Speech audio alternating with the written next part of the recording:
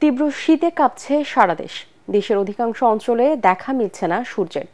প্রচণ্ড ঠান্ডার কারণে নিদারুণ কষ্টে আছে দিনমজুর, খেটে খাওয়া মানুষ। আবহাওয়া অফিস জানিয়েছে, আগামী সপ্তাহ থেকেই শীতের তীব্রতা আরও বাড়বে। আর এ মাসেই আরও 2টি শৈত্যপ্রবাহ বয়ে যেতে পারে বলেও জানিয়েছেন আবহাওয়াবিদরা। বিস্তারিত জানাচ্ছেন রাসনা দাস। কয়েকদিন ধরে মৃদু শৈত্যপ্রবাহ বইছে দেশের বেশ কয়েকটি জেলায়। কুয়াশা, মেঘলা আকাশ আর ঠান্ডা বাতাসের কারণে শীতের দাপট বেড়ে যায় কয়েক গুণ। সারা দেশে ঘন কুয়াশায় সূর্যের দেখা না মিললেও রাজধানীর আকাশে উকি দিয়েছে রোদ। উষ্ণতার স্বস্তি জনজীবনে। শীত থাকলে লোকজন বাইরে হয় কম, মানে বেচাকেনা হয় কম। গাড়ি চালাই, আপনার উত্তরবঙ্গের ওই দিক থেকে আসলাম, একটু ঘন কুয়াশা ছিল, একটু কষ্ট হয়েছে, তারপর আপনার ঠিক হয়ে গেছে। এই দুদিন অনেক ঠান্ডা ছিল, এখন আজকে কুয়াশা পড়ে নাই, মানে রোদ অনেক ভালো লাগছে।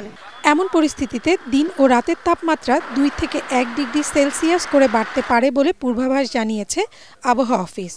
সকালে আবহাওয়াবিদ ডক্টর মোহাম্মদ আবুল কালাম মল্লিক জানান, ঢাকায় 12 থেকে 16 ডিগ্রি সেলসিয়াস তাপমাত্রা ওঠানামা করতে পারে 8 তারিখ পর্যন্ত।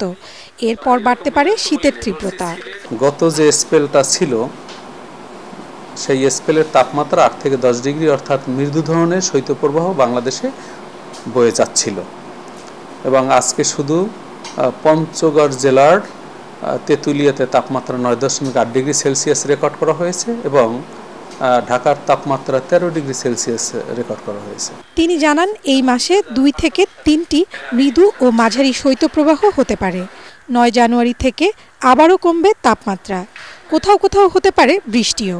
দিনের এবং রাতের তাপমাত্রা রাইজিং টেন্ডেন্সিতে আছে।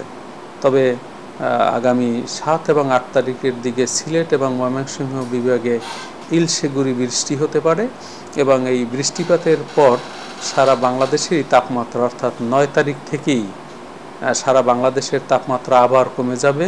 আজকে সারা দেশে সর্বনিম্ন তাপমাত্রা ছিল পঞ্চগড়ের তেঁতুলিয়ায় 9.8 ডিগ্রি সেলসিয়াস। ঢাকায় সর্বনিম্ন তাপমাত্রা ছিল 13 degree Celsius. Rasna Das, ATN Bangla, Dhaka.